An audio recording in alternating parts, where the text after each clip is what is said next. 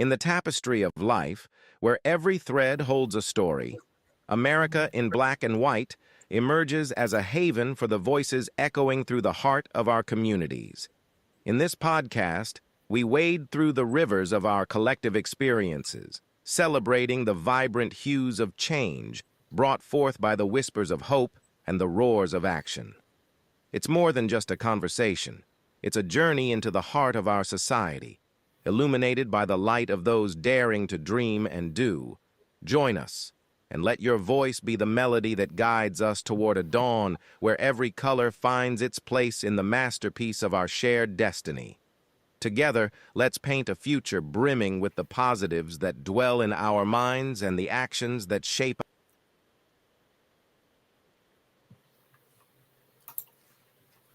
Good evening, ladies and gentlemen, and welcome to another episode of America in Black and White, where we discuss the issues of what's happening in the underserved and marginalized communities and the things that we could do to best help in solving those problems. Tonight, we have a very special guest. We've got Mr. Antonio Sherrell here as a guest. Antonio Sherrell is a dedicated author, community advocate, and program manager based in Atlanta, Georgia. Growing up in Detroit, a city known for its challenges, Antonio was fortunate to have supportive upbringing that instilled in him a passion for helping others. He is the author of the book Systemic: How to Get Out of the System Mindset, which aims to break the shackles of the overdependence on systems and institutions and guide individuals towards maximizing their potential. Antonio's commitment to community service is evident through his work with the Urban League of Greater Atlanta, where he serves as career employment specialist. In his role, he helps individuals in underserved communities achieve economic empowerment and improve their standard of living. His efforts focus on reducing juvenile recidivism rates through education and mentorship, and he is dedicated to making a positive impact on the lives of young people. Antonio lives in Atlanta with his wife, who is an attorney, and their son. Together, they are working towards success in their respective careers while making meaningful contributions to their communities. Ladies and gentlemen, I'd like to introduce you all to Mr. Antonio Sherrell. Hello, sir. How are you? Hello, Charles. Thank you for having me this evening. I appreciate you having me. Yes, sir. Welcome to the show. All right. Glad to be here. Is there anything you'd like to add to your bio that I read? So I would just like to make a few corrections, Charles. So I'm the program manager of the SEED Workforce Development Program with the Urban League of Greater Atlanta. Okay. Well, thank you, and I'm sorry about that. It's okay. All good. So let's get started here, where we'll go into your work as an author. Okay, awesome. Can you tell us what inspired you to write Systemic: How to Get Out of the System Mindset? Charles, what inspired me to write Systematic and How to Get Out of the System Mindset was just seeing us with limited mindset in our community, and just a lot of the people I was around, and even myself, walking around with limited mindsets, not believing in ourselves, not believing we can do the impossible, Charles. And I think that it's kind of a twofold thing. The institutions that raised us, education, religion, the 9-to-5, criminal justice system, things of that nature, they put different thought processes in us, and they developed us, and they taught us how to do things a certain way and go by the book. But I think we tap into our greatness when we operate outside of those systems. When we learn what it means to navigate within those systems, and then we take what we learn and we navigate outside of those systems, and we operate without limitations on us. I think that's where God dwells, outside of limitations. Okay. So, that's really interesting. And I like that whole concept. So, in writing this book, are you thinking, or did you think about, let's say, if you're not doing it already, maybe like touring and maybe explaining and helping people to understand what the system is and how to overcome that? Yes, that's exactly what the book talks about. It dives deeper into that concept, Charles. And at one point, I was working with different organizations trying to get my book into the prison system, to really tap into the minds of a lot of justice impacted young people and adults. But I haven't gotten to that point yet. But I've sold a lot of copies during the time I released the book when I published it around 2021, Mhm. 2022, and I still sell a few copies here and there. But right now, I'm working on my next book, Mhm. putting my energy and focus into that right now, Charles. Okay, Mhm. great. So when can we expect that project? Probably in the next couple months. Oh wow! Mhm. Congratulations to you on that. Thank I'm you. sure that that's a lot. That's especially being a follow up. Hmm. How has your personal experience influenced your writing? Being from Detroit, a city that a lot of people that they count us out. They don't believe in the city of Detroit. We have a great history with the auto industry, music industry. Every probably song you turn on was probably sampled by Motown, Charles. Mhm. But a lot of people, because we're not the same prominent city, we're up and coming city right now. We're doing well, but we're not what we once were. And people don't, they don't count us as they did the old Detroit.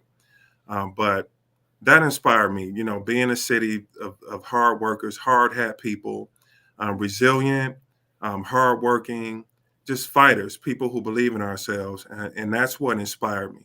My Mhm. family, my mom and dad, their hard work and what they instilled in us, and just leaving a legacy. My dad passed in 2019, Charles, and I just felt like I have to leave a legacy. I feel like, as far as the person I am, as far as just the integrity, my character, that's in place. But I just want to do more to leave a legacy for my dad's, my family name, and for my son. Oh wow, Mhm, that's can you tell us like from coming from Detroit to coming to Atlanta, with mhm, Detroit being very very industrious, mhm, how has the adjustment been between the two cities, because they're both major black metropolitan cities? mhm.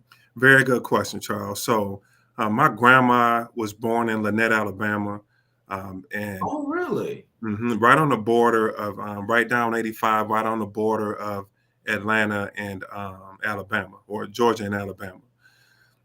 So I spent a lot of time down there as a kid. My dad would take my family, me, my brothers and sisters down there, and spend a lot of time, the playing with the cows, playing in the dirt roads. They didn't have street lights. I think they just recently got street lights down there, Charles. So that was a lot of fun for me. So I'm a city boy. I was raised in the city, but I'm a country boy at heart. So it was not a difficult transition for me to move south.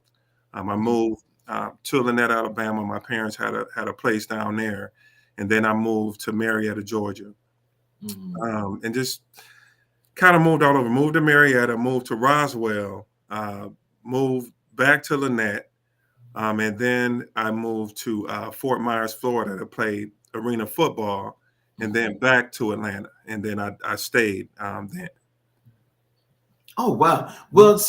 Well, I am an Alabama boy originally myself. Okay, I didn't know that. What born part? and raised born and raised in Mobile. Okay, okay, And actually, there was a couple of shipmates of mine. I was in mhm, the Navy. okay, There was one guy that was from Lynette. The other one was from Valley. okay. All right, that's right there, Right. right next door. Hmm. Yes, sir. Hmm. What message do you hope readers take away from your book? Just to believe in themselves. Don't place any limitations on themselves, no matter where they are in life, no matter what their belief system is, what their title is. Just believe in themselves. Believe they can accomplish anything in life. That's by believing in themselves and believing in God. So, Mhm. when just thinking about this book, because this has got to be this has got to be a really impactful project, or with this book. Mhm. Um, what was the intent behind that? Was the intent, other than I understand how you work with Mhm. communities and so forth, Mhm. but what was the real premise and intent when you did this project?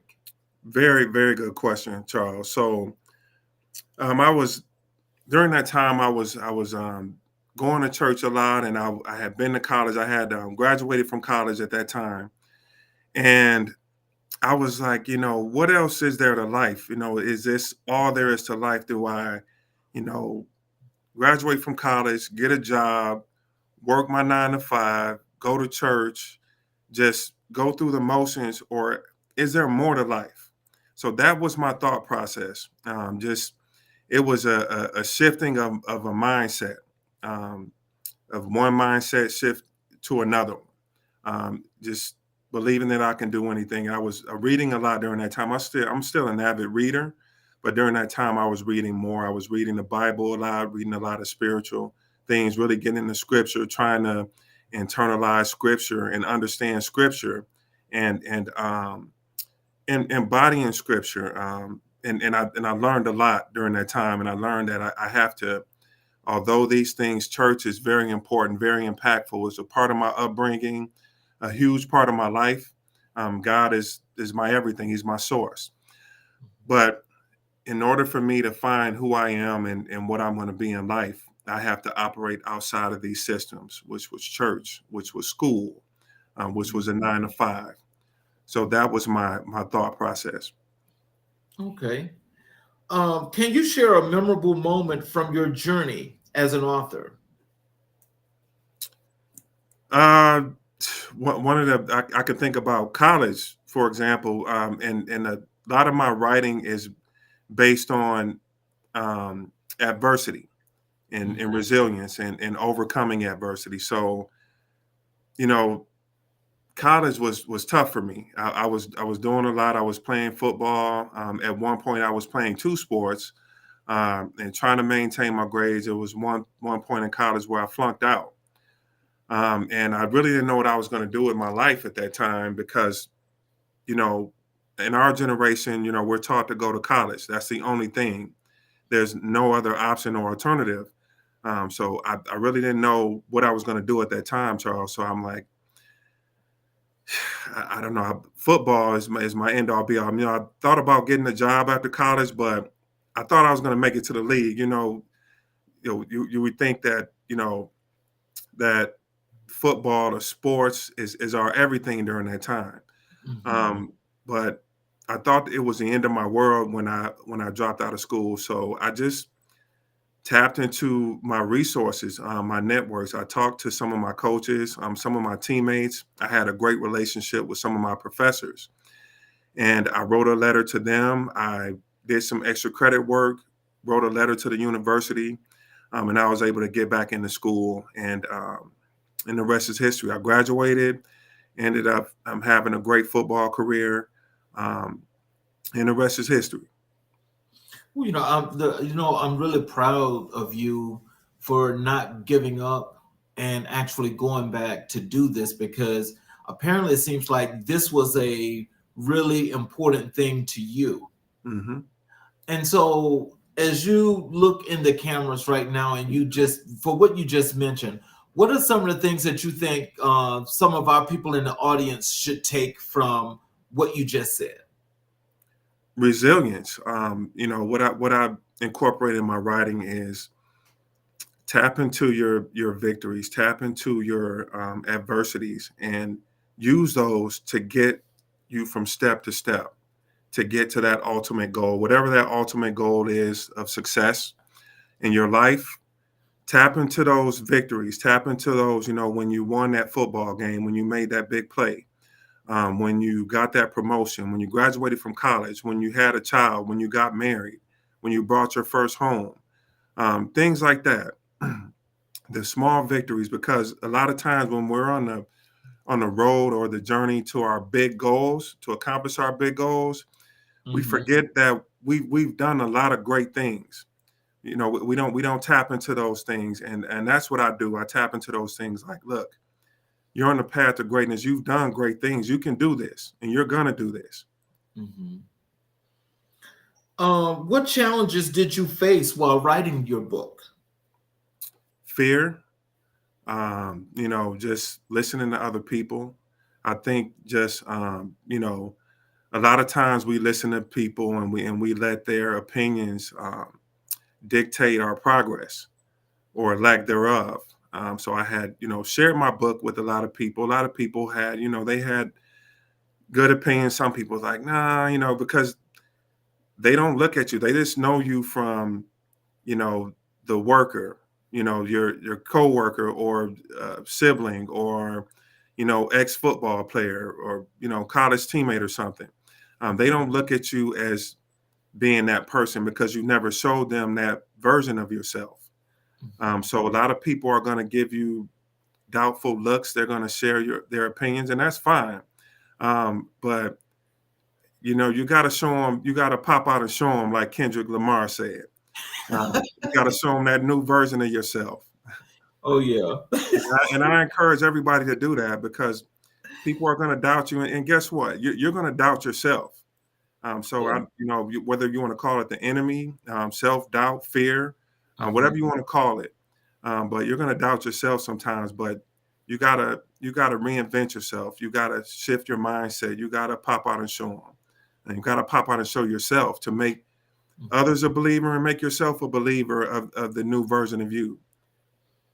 So when you had those fears and you had those doubts, hmm what are some of the things that you did to overcome those things to keep moving forward? One of the things, so I always loved to write. I wasn't the best writer, and I'm still working on being a better writer.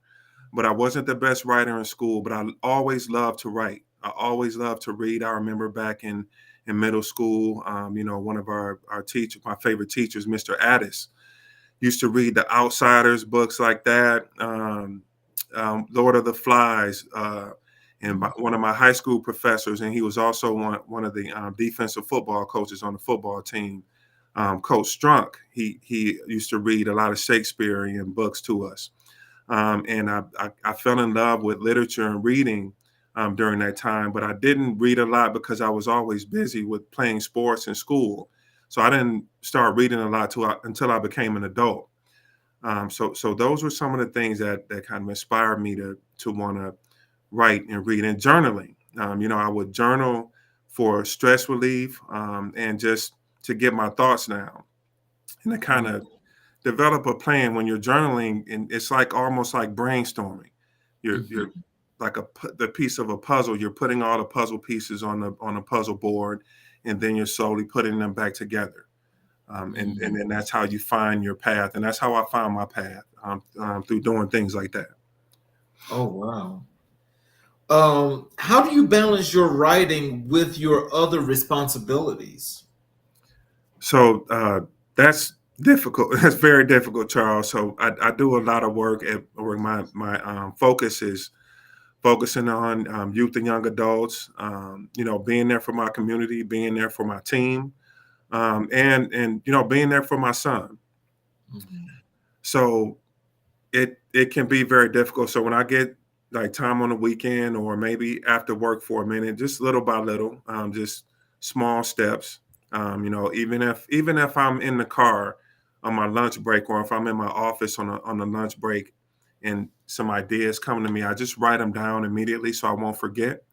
And then when I get the opportunity to really get some free time, then I put those thoughts on paper and then just meditate on whatever the idea was I wrote down. And like it's crazy, but literally God starts downloading into me. And I usually write the book like when I write the idea down, I start writing it in outline. So I'm getting the book outline in chapters already, and then along the way, when I get some information or I run into something that pertains to the book idea, I write that down and I put that in that particular chapter. like that. Mhm. Oh, when you first started writing, did you just learn to do the outline process first, or was that one of those things that came to you by storm? It came to me later, Charles. Like I mentioned, I just brainstorm. I just get everything out on paper first, and then I outline. Then I learn how to outline into different chapters. Hmm. Hmm. That's interesting because that's with my projects. That's how I've always done it. Is that if I don't have the outline, then I can't write the book. Right. And so as I do the outlines, you're right, they are done per chapter, but I pretty much have the idea as to what I want to put in there because I have to write it down. If I don't write it down, then I'm gonna be stuck for a while. Yeah. Yeah. Exactly. Even my dreams, that when I wake up, I got to write it down. I got to get it on paper ASAP. Oh wow. Hmm. Now that's interesting. Hmm. Why your dreams? Because that, I think your dreams are kind of like a reminder, and like a God, like a way that God speaks to you. Mhm. You don't always remember every time you dream, but when I do remember, I write it down because maybe it could be guiding me somewhere that I need to go and connecting me to someone that I need to be connected to. Mhm. What advice would you give to aspiring authors? Do it. Don't be afraid. I think everybody has a book in them. And I when I tell people that I'm an author, they're like, "Oh wow, I thought about writing a book." Well, write it. Don't wait. I'm one of my favorite speakers is Les Brown. He always talks about being on your deathbed and looking at all the ideas that that they trusted you. They wanted you to get them out. They wanted you, that whether it's a book idea, a business idea, or job opportunity, they wanted you. You're that vessel. You were going to be the conduit to which you got those ideas out to the people, out to the world. But you decided not to do it because of fear, or whatever else it may have been. But don't allow fear to stop you from going after your dreams, whether it be writing, owning a business, or whatever it may be. Mhm. How do you stay motivated to write consistently? Again, obedience. So I'm not perfect, but I look at obedience. When we talk about being obedient to God, we think about righteousness and doing the right things. I think of it that way too, but I also think of obedience as God trusting you with the vision that He placed in you. So I feel like if God placed something in you, He believes that you can do it. Even if you're not that person that gets the idea out right at that moment. But eventually, He's molding you into that person to get that idea or that vision out to the public or to the people. Can you describe your writing process? Just writing my ideas out, brainstorming, outlining, and just every day enjoying life. And the crazy thing, Charles, you and I might be talking, and you might say a word, and that one word might come into my psyche, and I'm like, oh wow, that's powerful, and I will create a chapter or a book based off that one word. Mm. So, have you always been that kind of creator? Because that sounds like one of those special folk like Prince. I think so, and I think that we all are, but we have to tap into it. I think that I've gradually tapped into it over the years, and the more I accomplish something big like that, the Mhm. more I tap into it. But I try to encourage others to tap into their gifts as well. What topics do you enjoy writing about the most? Mainly motivational, Charles. I think I've been a motivational person in different roles. I've worked in, um, working with young adults and youth. I've served as a motivational mentor, coach type role, and I remember that's just the people who meant a lot to me. The people who really motivated and encouraged me were like coaches and mentors to me. And then they motivated me that I can do it, with hard work and belief in myself, and commitment that I can do anything I set my mind to. And so I think that's where that comes from. Um, let's transition over to another important part of the work that you do, and that is the work that you do in the community. Can you tell us what motivated you to get involved in community advocacy?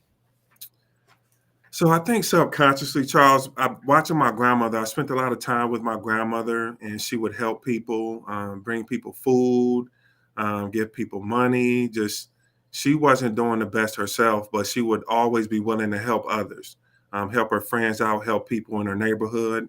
And my dad and my family was the same way, and my granddad was the same way as well.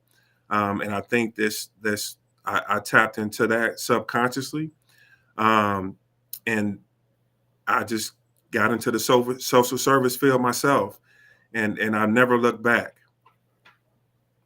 I think community work is one of the things that, I think a lot of people have forgot about. And so I can always reminisce back to when I was a young man. And I know that when, like, sometimes people use the term the community raised us, Hmm. that was actually true for the Yeah. time in which I was a young man. And so it's like we've gotten away from that. Hmm. And like, so some of the things that you're talking about, I mean, that's some old school rearing for a kid. Hmm. And for a young man like yourself that still has this in your moral compass, I mean, that really states a lot. Do you really think about any of those things as you're doing the work in the community? Absolutely. As I talked about in my bio, when I sent you the lengthy bio that I sent, Charles, my mom and dad, my brothers and sisters, my aunts and uncles, my coaches, my teachers, people in the community, in the neighborhood, like that's really true. The village actually raised us. They wouldn't allow us to fail. I don't know if you remember, like back in the day, the guys in the community, whether it be the workers or the drug dealers, they wouldn't let the young guys fail. They would keep them out of trouble. Like, this is not for you. You play ball, you go finish school. You Mhm. stay away from this. I don't know if we have that. To your point, Charles, I don't think we have that anymore. We don't have that layer of protection over our young people in the community anymore. So, like, and so as you just see that, like moving forward, what are some of the things that you would suggest that we could do to help to establish and rebuild our communities? Very good question, Charles. So I think that first we got to stop being judgmental. Our generation. I'm 45. So a lot of our older generation, they look down upon our young people, whether they're justice involved, whether they might have dreads, tattoos, um, whatever it may be. They look at them. If they don't say it, they look at them from a judgmental perspective. Mhm. And I think we need to be more welcoming and open to receiving them, and don't judge. And we got to remember, we were the same way. We sagged our pants. We were listening to the same kind of music, raunchy, cursing, disrespecting women. We were doing the same things they were doing, and look how we turned out. So we have to be open and loving and receptive of them, and not turn them away. Mhm. So, what are some of the things you think from a resource perspective we could do to help to build and keep our community strong?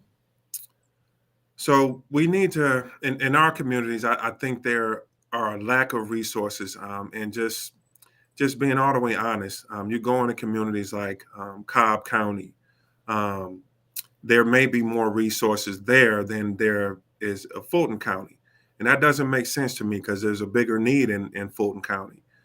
So there needs to be an abundance of resources. Not saying there aren't any resources, but there needs to be a lot more because there's a lot more families in need. that are in the underserved population.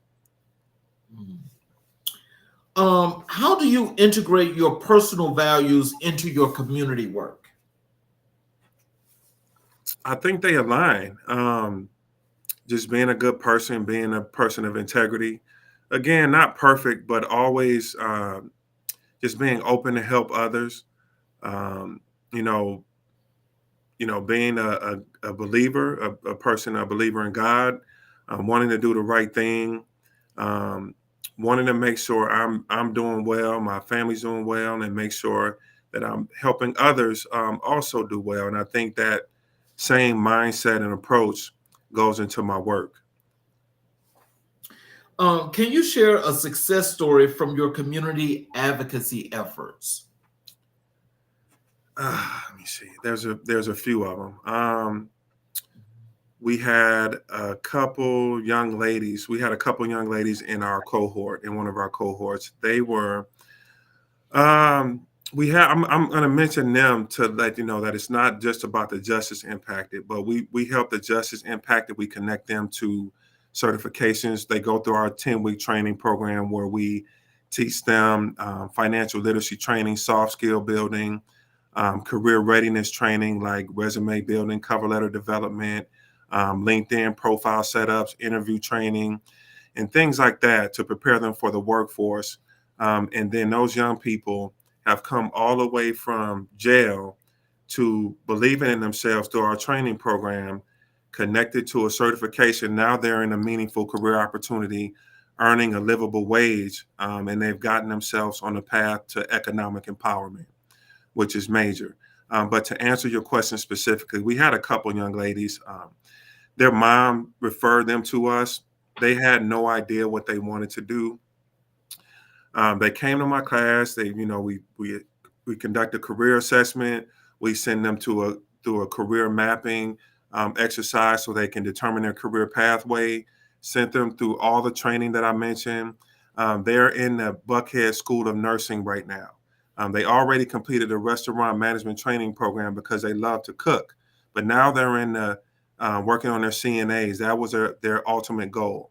They're working on their CNAs in the Buckhead School of Nursing, which is one of our partnerships that we developed. So that's one success story. Well, two, because they were siblings. Oh, wow. Um, what are some of the biggest challenges facing your community, and how do you address them?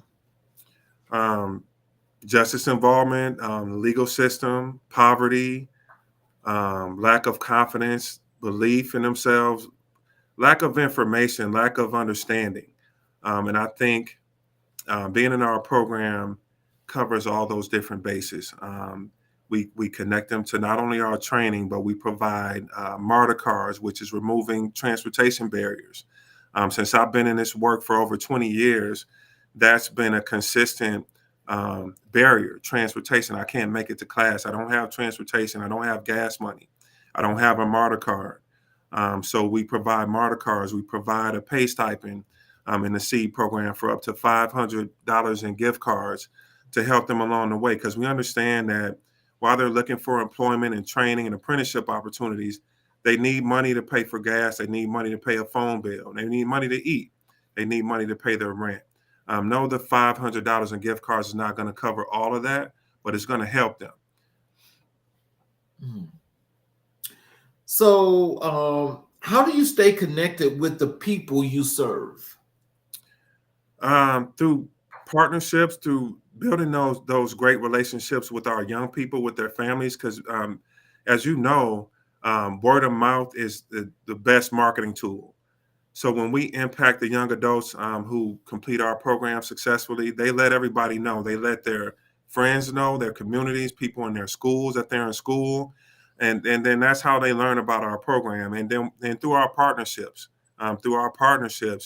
they know about our program, and then they let everybody know in their circle. So it's all about networking.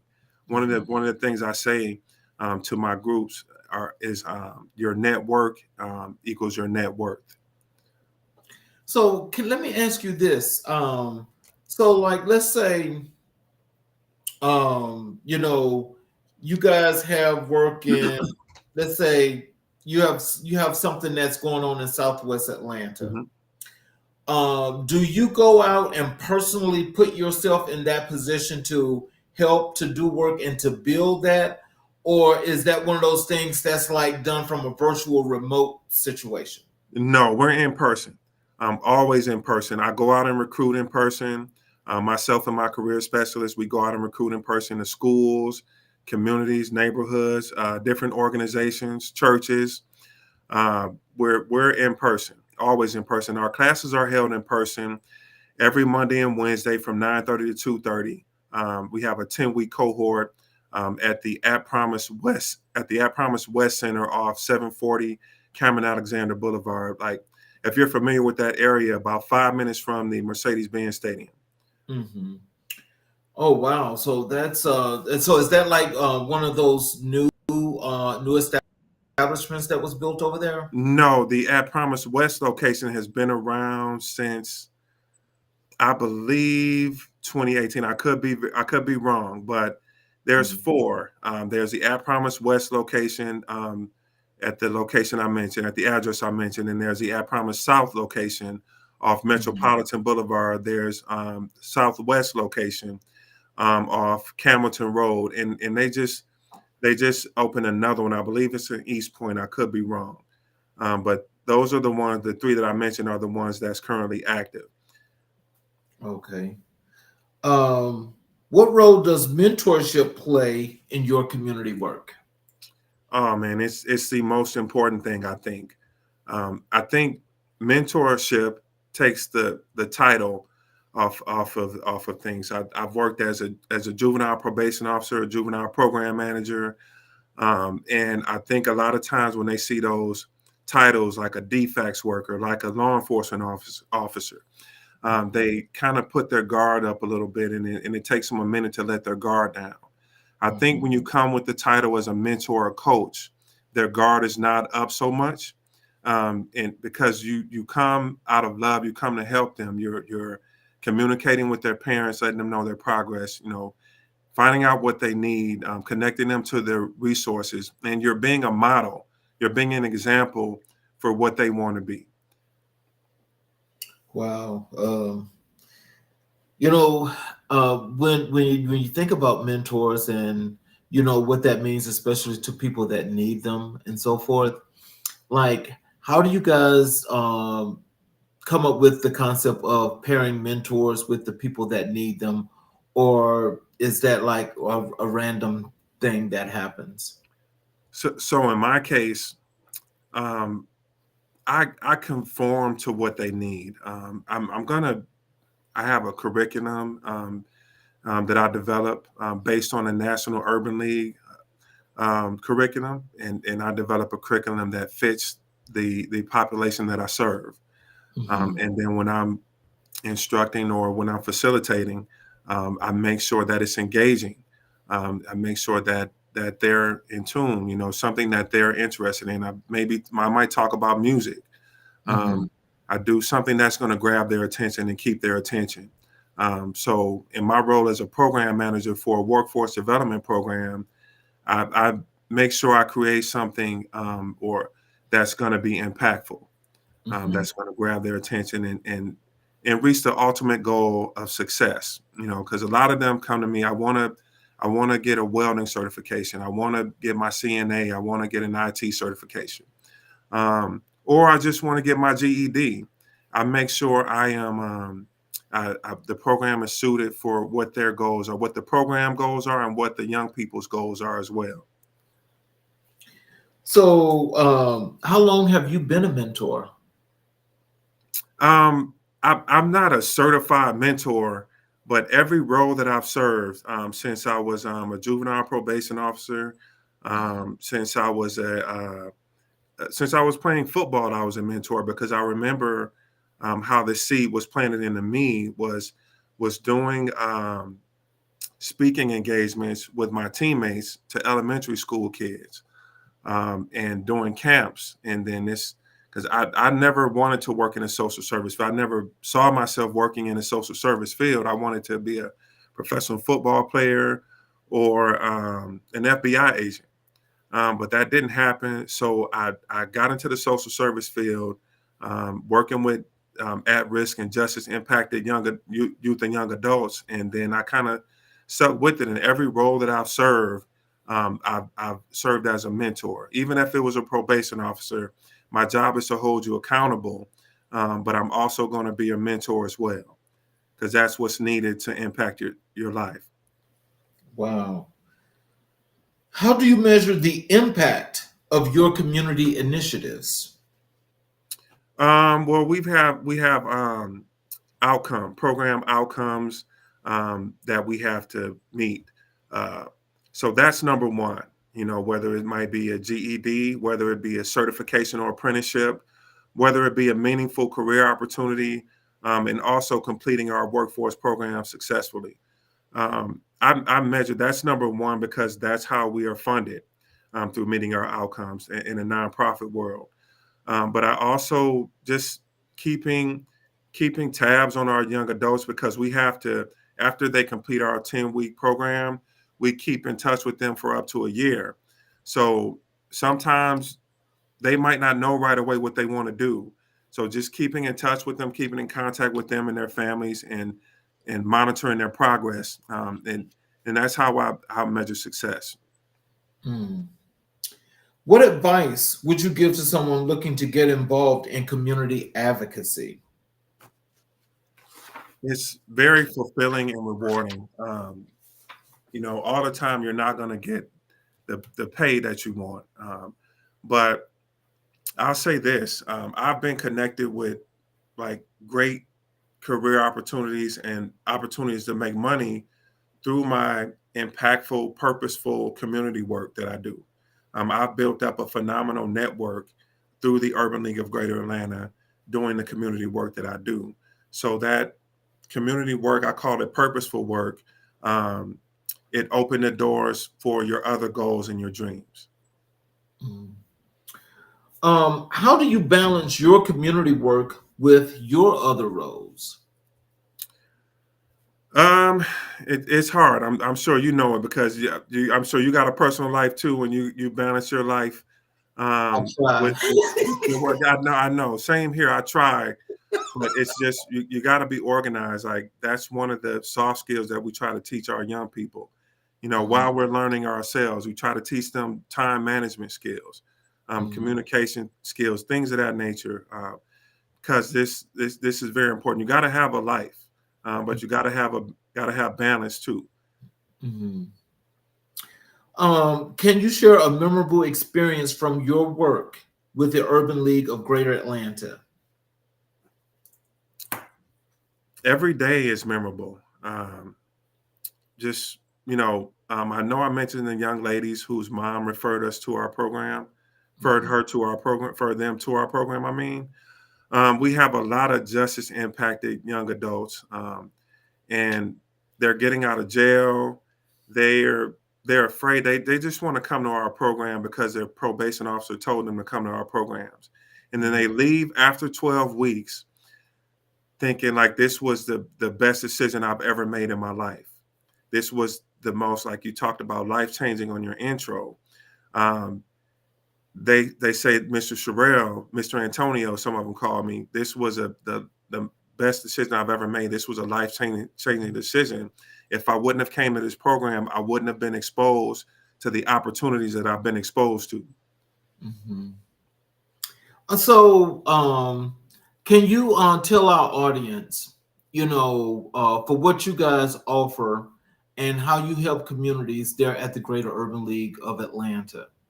What can they expect when they come into your establishment and they want to learn, they want to do some things, they want to get these certifications? What are some of the things that they can look forward to when they come in that you're going to get them established to doing? Excellent question, Charles. So the Urban League covers everything, and sometimes I'm embarrassed when I tell people this, because I knew of the Urban League of Greater Atlanta, but I didn't know about the Urban League of Greater Atlanta like I do now, working for this amazing organization, and our amazing CEO, Miss Nancy Flake Johnson, who's also from Detroit, by the way. She does a phenomenal job. She does a phenomenal job leading and choosing the right people to work for the organization and do this impactful work. So they come to Urban League of Greater Atlanta. Our goal is to work with the underserved community and provide them with a pathway to economic empowerment, to economic mobility. So being connected to my program is teaching them the workforce training, is connecting them to a meaningful career opportunity and credentials. But I also connect them with the entrepreneurship pathway through our Young CEO program, which is a 12-week program for 17 to 24-year-olds to teach them business development. And at the end, they do a Shark Tank pitch to where they're able to earn money, based on placing first, second, or third. We connect them to financial literacy training, first-time home buyers program. If you've been justice impacted, we have an adult reentry program. We have a young adult reentry program. So every pathway to economic empowerment, no matter where you are in life, you can come to the Urban League of Greater Atlanta, and we can put you on the right path. Oh, wow. Before we get into this third part of this wonderful work that you're doing, I want to play a word association game with you. Okay. I'm going to give you a word, and I want the first thing to come to your mind. Okay. Adversity. Nothing. It's nothing to me. Author. New York Times bestselling author. Money. It's important, but not everything. Team. Team is everything. Resilience. You gotta have it. Team. Oh, I said team. I'm sorry. Authenticity. Authenticity is a key to reaching your goals. I think that's extremely important. We don't talk about authenticity enough. Community. Community is the foundation. Brainstorming. Brainstorming. I think we have to brainstorming to get to where we want to go. Creator. All of us are creators. Motivation. It's like taking a shower every day. We got to motivate ourselves and we got to motivate others. Of all those words, which is the most important to you and why?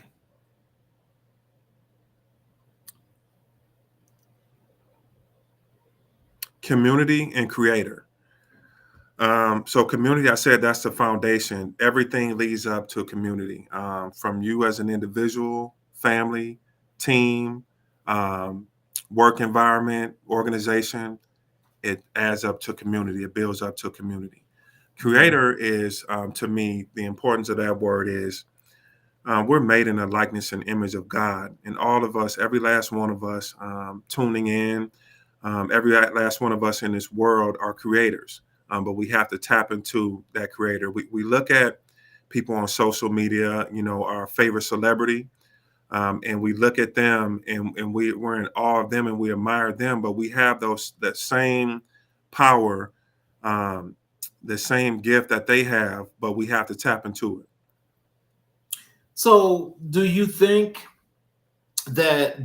knowledge is innate, or do you think it's learned? I think it's learned. I think there's some of us who are gifted like that, and then they just they're a sponge and they soak things up. But I think if you want it, you have to go out there and get it. Same thing with work. You have to work for it. It's not just going to come to you. So, so then when you talk about those triggers, because triggers sometimes, as you say, make things pop in your mind and say, whoop, okay, now you're open. It's like, where was this before? So do you think the innate knowledge and the triggers are one and the same, or do you think they're separate? I think it's one and the same, because it's in you, but you have to activate it. Like, for example, I could have said no. We've never met before, Charles. Mhm. We met on LinkedIn. You asked me, would, you're doing some great work. Would you be interested in coming on my show? And I'm Mhm. like, sure. I could have very well said no, and Mhm. and missed out on opportunity and tapping into, your knowledge and your wisdom, and we could have missed out on tapping into each other's knowledge and wisdom. Mhm. So I said that to say you have to put yourself out there. So if I Mhm. don't put myself out there and go to a networking event, if the young people don't come to classes like the Seed program, programs like the Seed program, or Mhm. other programs like the Urban League or other organizations that I work with, if you don't Mhm. put yourself out there, you will miss out on those opportunities, and you'll never be able to tap into what's inside of you. Mhm. So, give us a little bit more knowledge as to that seed program that you're talking about. Okay, so the SEED is an acronym for Skill Enhancement Employee Development. So that's Mhm. just what we offer: career readiness training, employability skill development, soft skill training, financial literacy training, all those different things that help you prepare for a career, resume building, cover letters, LinkedIn profile setup, mock interview training, and the soft skills. Because a lot of we don't tap into soft skills and life skills like we should. They're Mhm. very important components to being, successful young adults. And there are young adults, they don't know anything about soft skills, about effective communication, about Mhm. being professional, about networking. They don't know anything about those things. So we teach them all about those things when they come to our class. How to set proper boundaries, healthy boundaries, professionally and in life, in their relationships. Financial literacy skills, which are paramount. Because Mhm. how can I teach you about making money and obtaining a meaningful career if you don't know how to manage money effectively? Mm. So all those different things are very important. So that's what you would expect coming to our programs. And like I mentioned before, once they complete our program or once they're enrolled in our program, they're connected to other programs within the Urban League of Greater Atlanta and other programs within our partnerships within our ecosystem. Okay. So then because that is really really good, especially for a lot of people in underserved communities, Mhm, because for one, these are some things that they've never seen before, mhm. but then also these resources could be a big trigger that opens up a floodgate of an enormous amount of things in that big old brain. Absolutely, absolutely. Yeah. So let's transition over here to the work you do as a program manager. Okay. And tell us what led you to pursue that career as a program manager. Um, I started with the Urban League of Greater Atlanta 2 years ago, 2022, in a contracted role because they weren't sure where to put me at that time. So I contracted, excuse me, as a career specialist, where my job was to, connect them to career opportunities, conduct career assessments, help them with resume development and training and things of that nature, and essentially a case manager, if you will. Mhm. I had been a program manager before, and my goal was to get in another program manager role so I can develop my leadership skills and become an excellent leader. So while I was working as a career specialist, an opportunity came up for me to manage a program outside of the Urban League, a program that partnered with the Urban League of Greater Atlanta. So I managed that program. Um, then I was transitioned to another role. The program manager left. So my title and my role was a career specialist, but I was essentially managing that program. Um, a program manager was hired for that role that I thought I was going to get. So we ended up becoming partners. She was hired on as a program manager, and I was like her co-manager.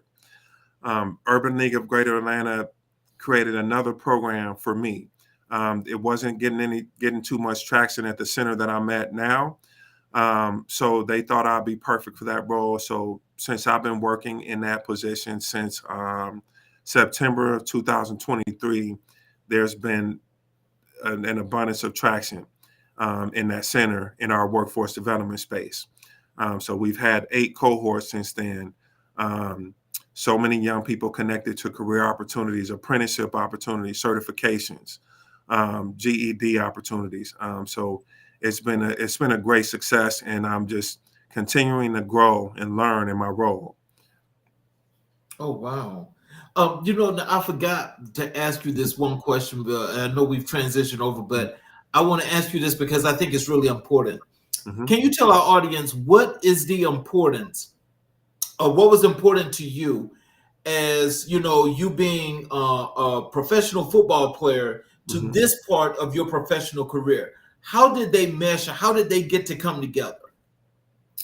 All those words you mentioned when you were playing the word game: resilience, Mhm, teamwork, commitment, mhm, dedication, being coachable, all those things, your adversity, mhm, community, uh, everything, being a football player encompasses all those different things.